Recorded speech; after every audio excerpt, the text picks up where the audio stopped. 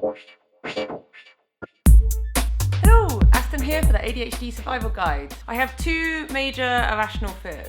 My big fear is owls. I'm convinced they work for Satan. But my biggest fear is boredom. I realise this is actually a very common thing amongst ADHDers. You see many psychologists mentioning their ADHD patients having a very low tolerance of boredom. Many people with ADHD describe boredom as terrifying. What do ADHDers mean when they're afraid of boredom? Surely boredom in modern day-to-day life is a mild inconvenience, not something that can be described as terrifying. It's not spontaneous combustion or a shark. The verb to bore apparently hasn't got a lot of evidence of being around for very long, which has led people to believe that it's a new phenomenon due to our modern and leisured age. But there's evidence that this isn't the case, and it's universal that boredom is an unpleasant feeling. Roman philosophers described it as a kind of nausea, and we have the expression to die of boredom. I actually googled that to find out where that came from, and I never found out, so I got distracted by articles that were called things like, scientists have found out that yes, you actually can die of boredom. It's believed that ADHDers have lower levels than normal of dopamine chilling in your brain. Dopamine is something, science, blah blah, science something.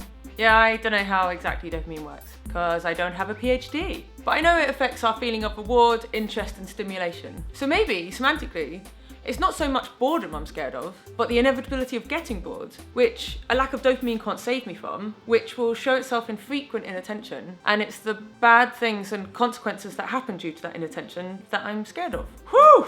So, for a low-level example, I have a task for work that I have to complete or I don't get paid. I know this. But my ADHD brain won't look into the future and be cool with this insight and give me a nice little release of dopamine so I can get the task done like everyone else. Instead, I'm constantly having this mad arm wrestle with my brain to not lose attention. It's actually painful. I feel like my brain is going to come out my nose. So this possible financial impact as a result of boredom is pretty scary, right? I'll give you another example. ADHDers are known risk takers. The lack of dopamine causes them to look for other ways to stimulate their brains. I was at this party, which I definitely don't remember being bored at, but something must have happened, because suddenly it became a good idea to show my friend that I could climb out through their skylight, jump onto the roof of the neighbour's house, and then look/bang on their skylight while they were in bed.